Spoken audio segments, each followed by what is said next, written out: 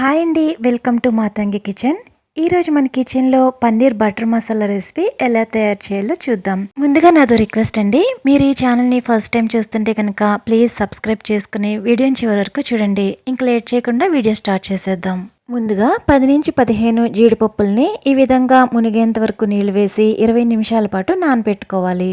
ఒక mixie jar తీసుకుని దీనిలోకి బాగా పండిన 4 టమాటా ముక్కలు, 8 పొట్టు తీసిన వెల్లుల్లి రేఖలు, 1 ఇంచ్ అల్లం ముక్కలు, Kashmiri red chilli powder 1.5 table spoon, ధనియాల పొడి 1 టేబుల్ స్పూన్, జీలకర్ర పొడి 1 టీ స్పూన్ వేసుకోవాలి. ఇప్పుడు దీన్ని 2 నిమిషాలు బ్లెండ్ చేసుకుని దీనిలోకి ముందుగా నానబెట్టి ఉంచుకున్న జీడిపప్పు పలుకులను కూడా వేసి మెత్తటి పేస్ట్ వలె మిక్సీ పట్టుకోవాలి. చూస్తున్నారు కదా, ఈ విధంగా స్మూత్ టెక్స్చర్ అనేది రావాలి.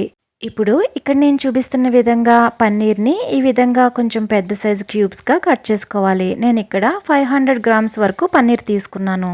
ఇప్పుడు స్టవ్ ఆన్ చేసి ప్యాన్ పెట్టుకుని 1 teaspoon oil, 1 teaspoon butter వేసుకుని దీనిలోకి మనం ముందుగా కట్ చేసి పెట్టుకున్న పన్నీర్ క్యూబ్స్ కూడా వేసుకోవాలి. ఈ పన్నీర్ మీద చిటికెడు salt, 1/2 teaspoon Kashmiri red chilli powder చల్లుకోవాలి.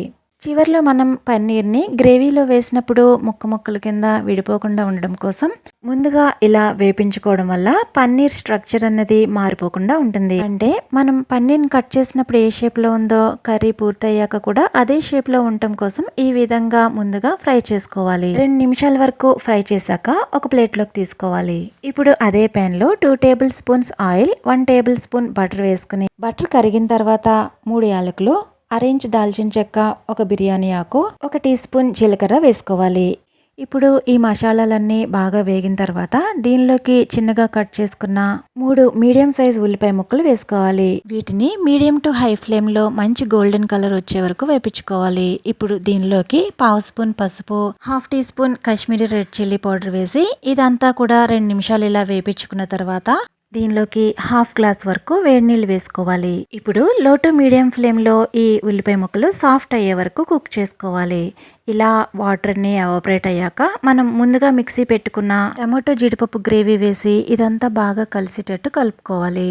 ఇప్పుడు దీనిలోకి రుచికి సరిపడా సాల్ట్, 1 టీ స్పూన్ షుగర్ వేసుకోవాలి. షుగర్ మనం ఎందుకు వేసుకున్నామంటే టమాటోలో ఉన్న పులుపుని బ్యాలెన్స్ చేయడం కోసం. ఇప్పుడు దీన్ని మీడియం టు హై ఫ్లేమ్లో 10 నిమిషాల పాటు ఆయిల్ పైకి తేలేంత వరకు కుక్ చేసుకోవాలి. చూస్తున్నారు కదా, ఈ విధంగా గ్రేవీ దగ్గర పడి ఆయిల్ పైకి తేలిన తర్వాత దీనిలోకి కన్సిస్టెన్సీ అడ్జస్ట్ చేస్తూ హాట్ వాటర్ యాడ్ చేయాలి. నాకు ఇక్కడ 1/2 గ్లాస్ వరకు వాటర్ పడ్డాయి. అంతకంటే వాటర్ ఎక్కువ వేసేయకండి.